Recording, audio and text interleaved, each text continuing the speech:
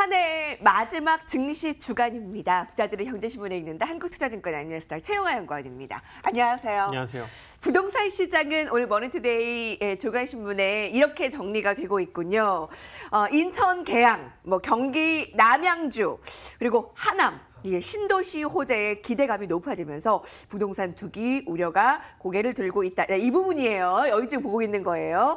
지금 계양의 땅값을 부르는 게 값이다. 라면서 인천 계양구 그리고 수도권 집값 안정을 위한 정책이 한편에서는 땅값 상승을 부추긴다라고 얘기가 되고 있고요.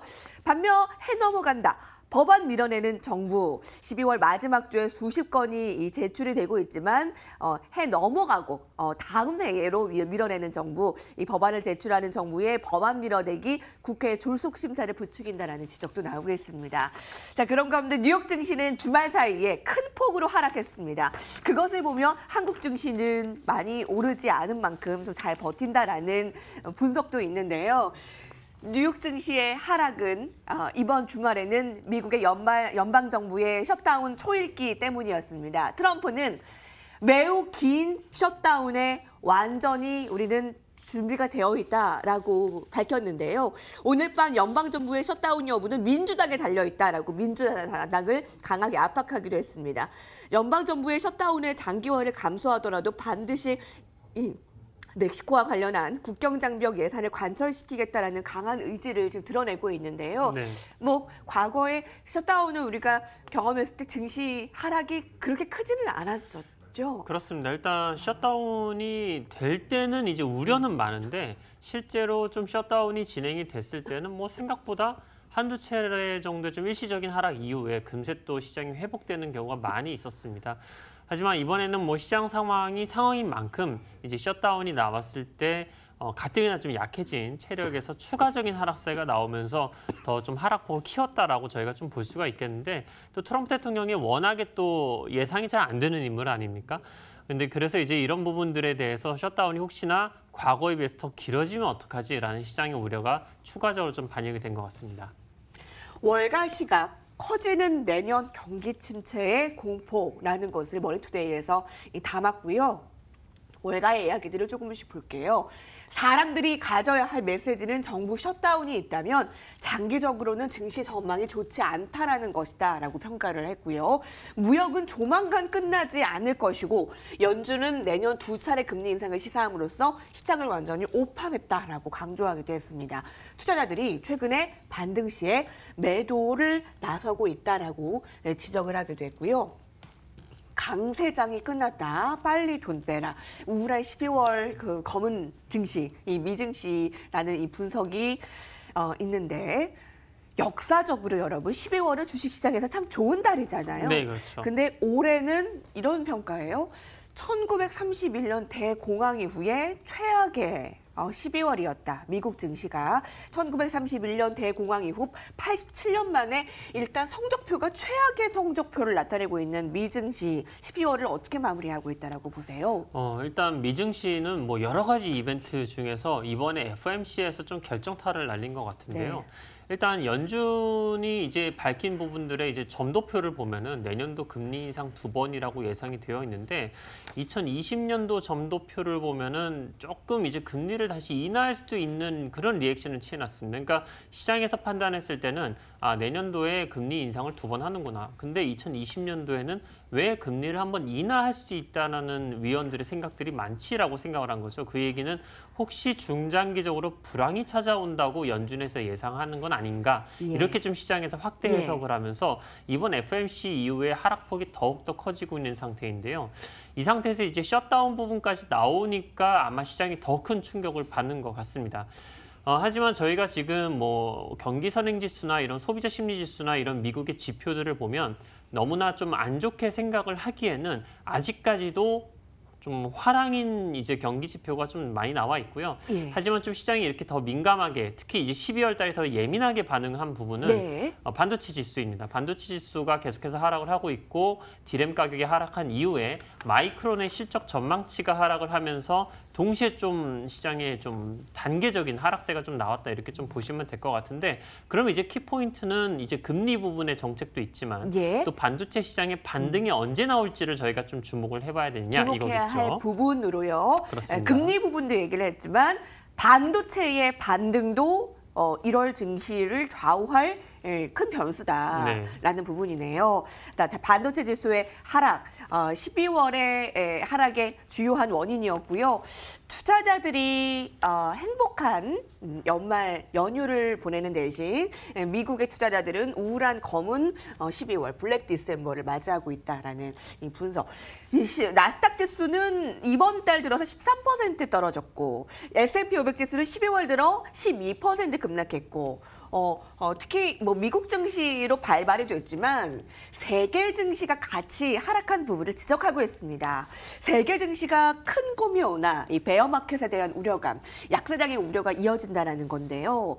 나스닥이 사상 처음으로 8,000선을 돌파했던 이후에 22%의 하락, 뭐 이번 달에도 10% 넘게 하락을 했지만 미국과 멕시코의 나프타 개정 합의로 사상 처음 지난 8월 8,000을 기록한 이후에 나스닥은 22% 하락했고요. 중국, 상하이, 이탈리아, 홍콩 항생, 독일 닥스, 뭐 일본, 스페인 증시 세 개 주요국 지수가 전 고점 대비 20에서 35% 하락해 약세장에 진입했다.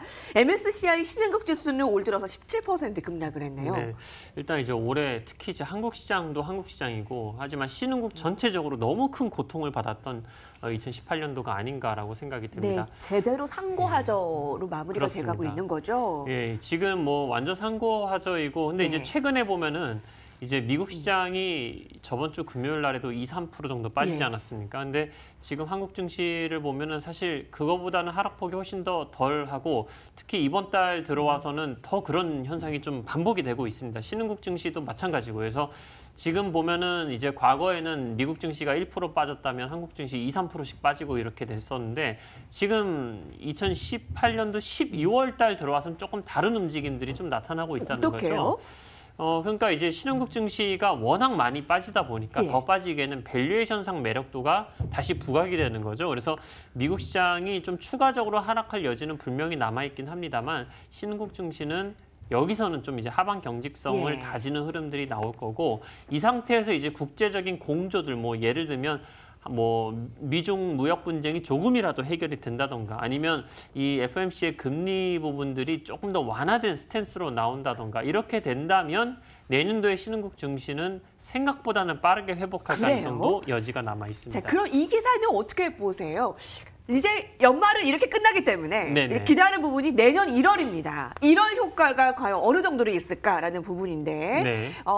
지금 전주 대비 이번 주에도 박스권에 여전히 이제 갇히는 것으로 한 해를 마무리 짓지 않을까라는 분석인데 자, 내년에 1월 효과 이 기사에 따르면 기대는 조금 어렵다. 기초 체력이 약하기 때문에 한국 증시 어떻게 예상하세요? 1월 효과에 대한 부분이 이제 중점이 되지 않을까 하는 부분입니다. 일단 답답하고 지루한 흐름이 아주 뭐 국제적인 공조가 나오지 않는 이상 확연하게 바뀌기는 어렵겠지만 일단 지금 코스닥 시장 같은 경우에는 대주주 양도소득 관련해서 매도 물량이 큼직큼직하게 계속 나오고 있는 상태이단 말이죠. 근데 이제 그런 부분들이 사실 12월 말에 매도한 부분을 1월 초에 다시 재매수하는 흐름들이 나오게 되면 코스닥 시장이나 아니면 코스피에서 좀 작은 종목들 위주로 좀 반등세가 나올 수 있는 부분들이 있습니다.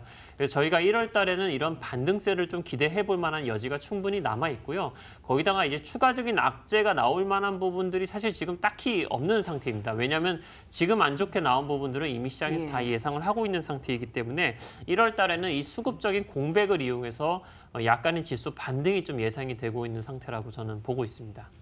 셀트리온이 한 2%의 하락, 시가총액 상해 종목들이 10위권 내에 줄줄이 약세로 살아남는 종목이 없습니다.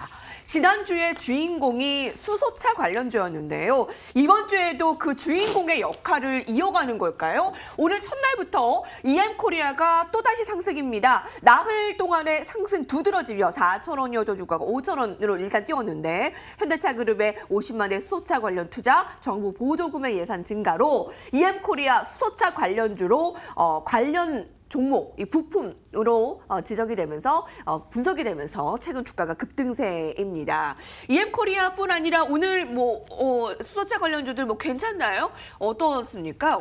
이번 주에 상승 출발이요. 일단 시장이 워낙에 이제 종목들이 좀 부진하다 보니까 이제 약간의 기대감이라도 남아 있는 산업 쪽에 시장의 관심도가 좀 몰리고 있다. 이렇게 오늘도 좀 뭐 다른 종목들도 예, 그래도 뭐 2, 보고 있는 것 3%씩. 같고요. 예. 일단 뭐 여러 가지 종목들이 있지만 일단 EM코리아 같은 경우에는 과거에 이제 TBM이라고 해서 저희가 뭐 땅을 뚫거나 이런 부분들에 대한 그런 기술력도 갖고 있고 공작 기계나 방산 쪽 관련해서도 기술을 갖고 있는 그런 기업들입니다. 그래서 최근에 굉장히 좀 가파른 급등세가 좀 나오기는 했는데 일단 저희가 수소차 충전소 같은 경우에 2022년까지 한 300개 정도의 수소차 충전소를 만든다고 이제 정부에서 좀 밝힌 부분들이 있습니다. 그래서 이런 부분들로 보았을 때 수소차 충전소를 EM코리아가 전부 다 가져간다라는 전제를 하더라도 지금은 약간 밸류에이션적인 부담감이 좀 있는 상태라서 조금은 어려운 상태이고요. 시장의 이 유동성이 조금씩 말라가고 있는 상태이기 때문에 차라리 좀 실적이 나는 전기차 충전소 관련된 종목들로 저희가 좀 집중을 해보면 더욱더 좋을 것 같습니다. 전기차 충전소 같은 경우에는 이제 같은 기간 동안에 10,000개 가까이 이제 충전소 설치 계획이 있는 상태이기 때문에 관련된 종목들이나 혹은 이제 2차 전지 쪽도 관심 가져보시면 될 것 같고요. 하지만 이제 EM코리아가 워낙에 좀 강한 거래량이 들어오는 상태이기 때문에 단기적으로는 매매에 적합하긴 하지만은 중장기적으로는 조금 밸류에이션상 부담감이 있다. 이렇게 좀 보시면 될 것 같습니다. 주가 상승과 더불어 관심도도 크고요. 거래량도 실리고 있고요. EM코리아 지금 6%의 상승인데 관련사 부품 관련 종목 찾기에 이번 주도 아마 증시가 좀 지지부진한 만큼 테마로 좀 몰리지 않을까라는 염려, 전망 되는 상황입니다. 여기까지 볼게요. 부자들의 경제신문에 있는데 함께했습니다.